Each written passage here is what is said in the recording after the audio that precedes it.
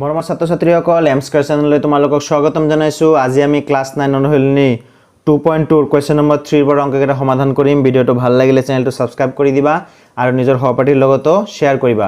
ইয়াৰ আগৰ ভিডিওকেইটাৰ লিংক আই বাটন আৰু এণ্ড স্ক্ৰীনত দিয়া থাকিব আৰু তোমালোকৰ সুবিধাৰ্থে মোৰ চেনেলটোত প্লেলিষ্ট ক্ৰিয়েট কৰা আছে, তাতে গৈ তোমালোকে সিৰিয়ালি চেপ্টাৰ ওয়াইজ ভিডিওবোৰ চাব পাৰিবা। এটা চাওয়া কোৱেশ্চন নম্বৰ 3 কি কৈছে, কাখত উল্লেখিত মানবোৰ বহুপদটোৰ শূন্য হয় নে নহয় সত্যাপন কৰি চোৱা। So ইয়াতে কি দিছে কোৱেশ্চন নম্বৰ 1 ত px = 3x + 1 আৰু x = -1/3 দিছে হয় না।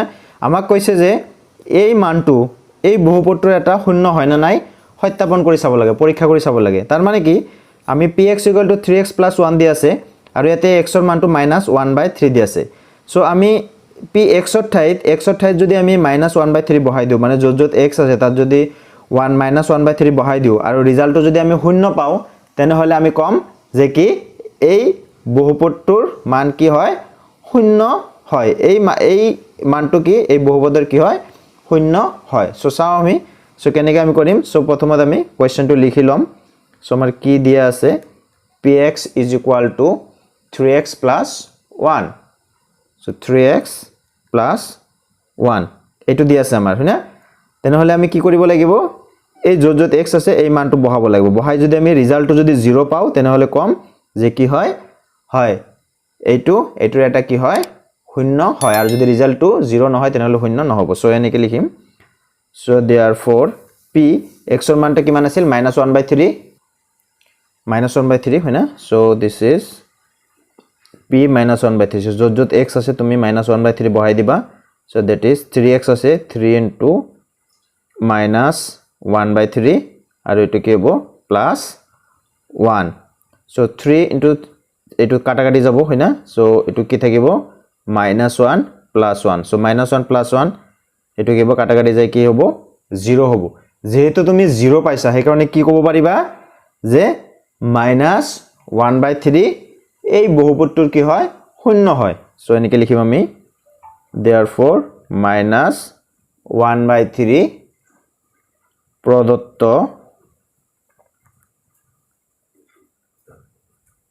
বহুপদটোৰ কি শূন্য। বাস এখিনি হৈ গেল आंसर। আৰু যদি আমি এই সলিউশনটো কৰাৰ পিছত যদি সলভ কৰাৰ পিছত আমি 0 নাপালো হয়, তেনে হলে কি আমি লিখিলো হয় কি ইমানৰ শূন্য নহয়। সো নেক্সট অংকটো চাম আমি। সো 2 নম্বৰ কোৱেশ্চনত আছে আমাৰ px = 5x - π x = 4/5। সো আগৰ নিচিনাই লিখি লম। So px = 5x - π। So therefore এবাৰ x ৰ হলনি কি আহিব 4/5। So that is p 4/5 = x ৰ ঠাইত কি হ'ব 4/5 minus π। এই 5 কাটা গেল থাকিল কি 4 - π। 0 হল নেকি 0 হোৱা নাই। সো এনেকৈ লিখিম আমি is not equal to 0, তাৰ মানে সমান শূন্য নহয়। তেনে হলে কি কম আমি যে এইটো ইমানৰ শূন্য নহয়। So therefore 4/5 প্ৰদত্ত বহুপদটোৰ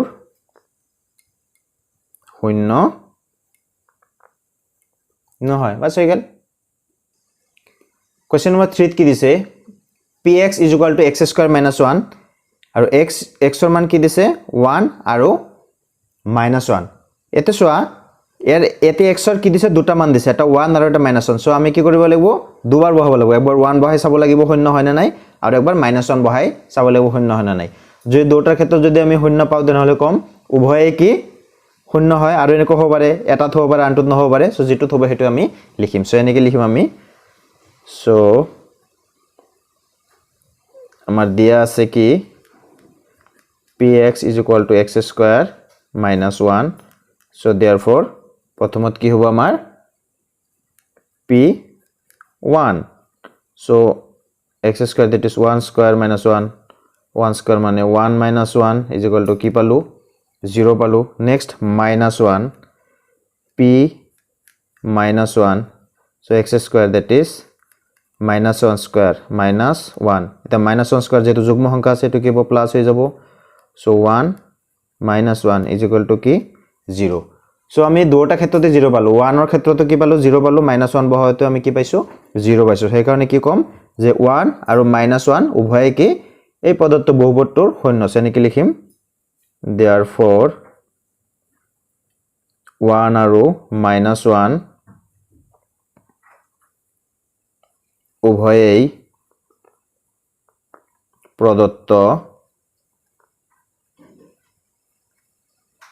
বহুপদটোৰ কি হ'ব শূন্য হ'ব সো কোৱেশ্চন নম্বৰ 4 দিছে px = x + 1 * x - 2 x ৰ মান কি দিছে -1 আৰু 2 দিছে সো একে আমি লিখি লম এনেকে সো px = x + 1 x - 2 আমি এটো সলভ কৰি লও তেনেহলে সহজ হ'ব আমাৰ সো এটো দি আমি কি কৰিম x * x - 2 + 1 এটো দিয়ে দুটাক পূৰণ this is x - 2 সো এটো কি হ'ব পূৰণ কৰিলে x * x মানে x² -2 * x মানে -2x 1 * x মানে x 1 * -2 মানে -2 সো এটো কি হ'ব x² -2x + x মানে কি সো -2 আৰু এটো +1 সো এটো কি হ'ব -x -2 বুজি পালা না এটো কেনেকৈ হল সো আমি কি পালো সো এটো সলভ কৰাৰ পিছত আমি কি পালো x² - x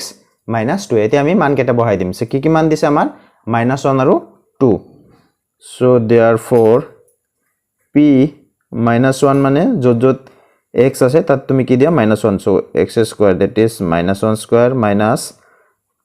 - x আছে না -1 so -2 so এটো কি হ'ব -1² মানে +1 -1 this is -2 so এটো আমাৰ কি হ'ব 1 + 1 2 - 2 = কি পালো আমি 0 so next কি আছে আমাৰ আৰু এটা মান আছে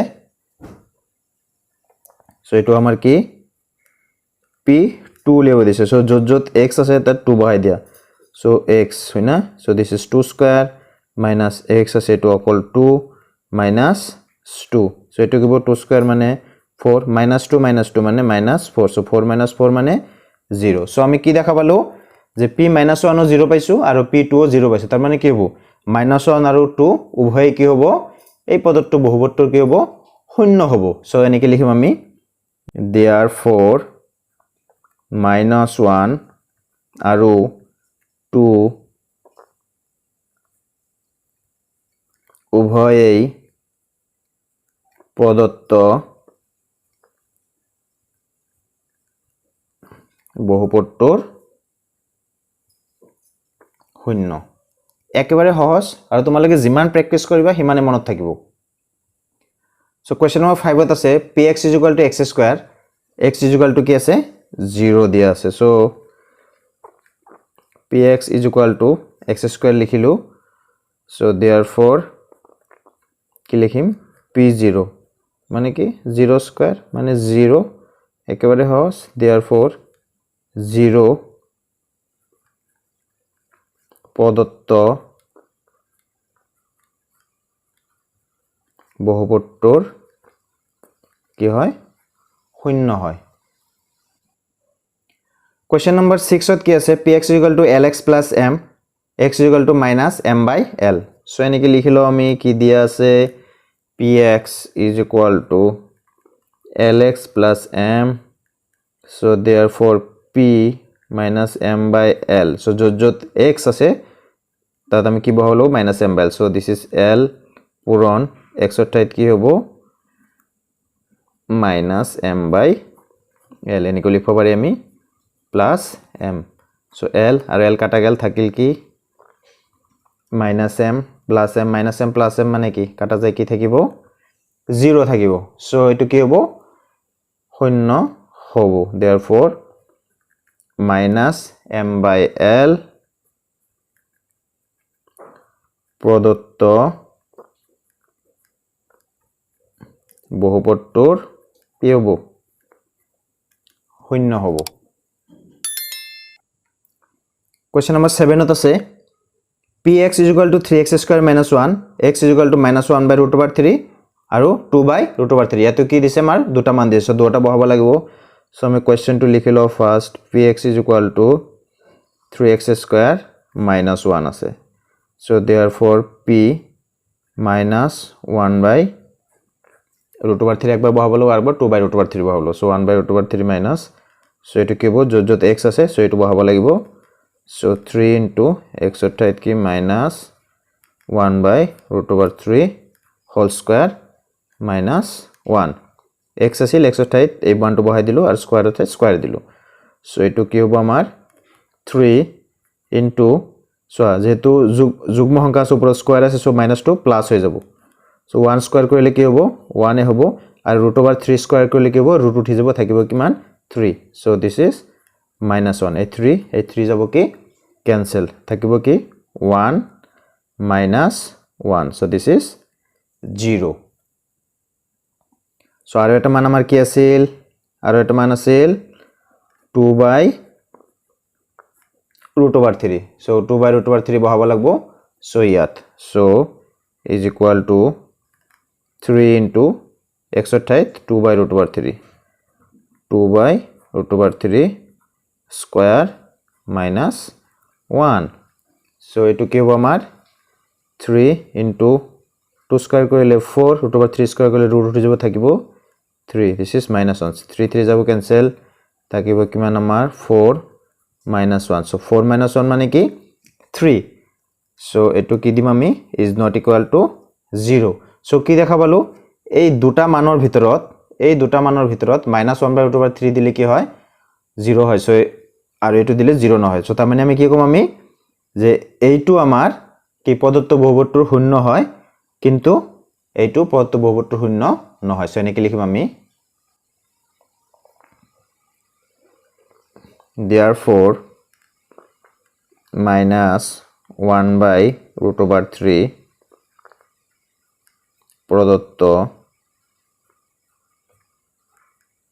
বহুপদটোৰ শূন্য কিন্তু 2/√3 ইয়াৰ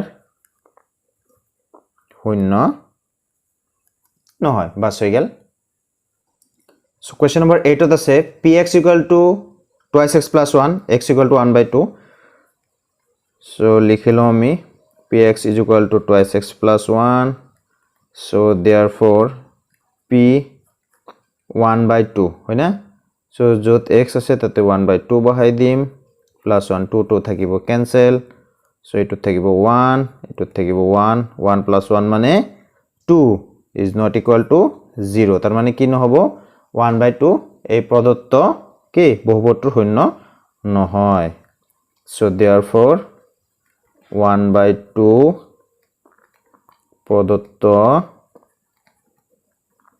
বহুপদটোৰ শূন্য নহয় বাস হৈ গেল মৰমৰ ছাত্ৰ-ছাত্ৰীসকল ভিডিওটো ভাল লাগিলে চেনেলটো সাবস্ক্ৰাইব কৰি দিবা আৰু নিজৰ সহপাঠীৰ লগত শেয়াৰ কৰিবা তোমালোকে লাইক কমেন্ট কৰিবা তোমালোকৰ একটা লাইক কমেন্ট মোক এনেকুৱা আৰু ভিডিও বনাবলৈ অনুপ্ৰাণিত কৰে থ্যাংক ইউ